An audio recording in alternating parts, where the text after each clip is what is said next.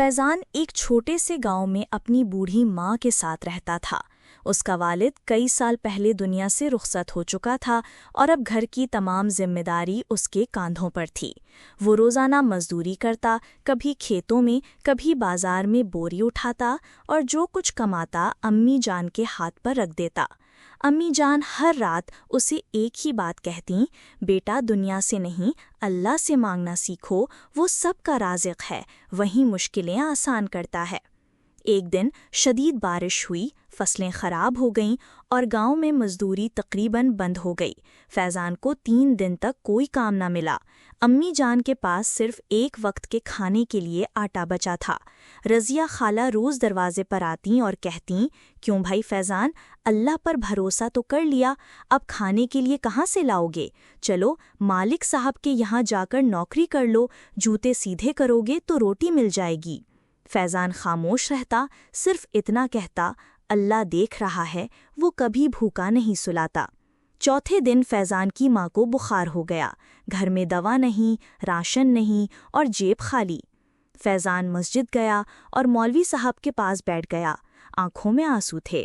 مولوی صاحب نے اس کا کندھا تھپ تھپایا اور کہا، بیٹا اللہ بندے کو کبھی اس کی ہمت سے زیادہ آزمائش نہیں دیتا، تم اس وقت اللہ کے قریب ترین ہو، اس پر بھروسہ رکھو۔ اس رات فیضان نے ساری رات جاگ کر دعا کی، سجدے میں جا کر کہا، یا اللہ میرا دل تیرے سوا کسی کے آگے جھکنے کو تیار نہیں، مجھے رزق دے، میری ماں کی بیماری دور کر دے۔ صبح سویرے ایک اجنبی شخص فیضان کے دروازے پر آیا، کیا تم فیضان ہو؟ جی۔ مالک صاحب تمہیں بلاتے ہیں، کھیت کے پاس ایک زخمی بیل ہے، تمہیں اس کی دیکھ بھال کے لیے رکھا گیا ہے، تنخواہ مہینے کی 1000 درہم، کھانے کا بندوبست بھی الگ۔ فیضان حیران رہ گیا، مگر میں نے تو ان سے کچھ مانگا ہی نہیں۔ مالک صاحب نے خواب میں دیکھا تھا کہ تم ایک نیک شخص ہو اور اللہ نے ان کے دل میں ڈال دیا کہ تمہاری مدد کریں۔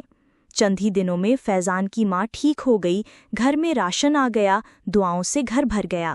رضیہ خالہ اب حسد کی بجائے شرمندہ ہو کر کہتیں، اللہ واقعی اپنے بندوں کو آزماتا ہے مگر کبھی رسوا نہیں کرتا۔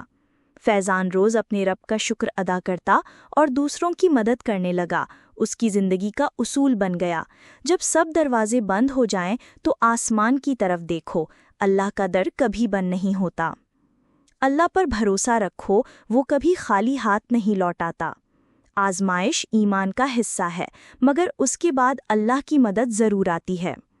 انسانوں سے نہیں، اللہ سے مانگنے والا کبھی رسوا نہیں ہوتا۔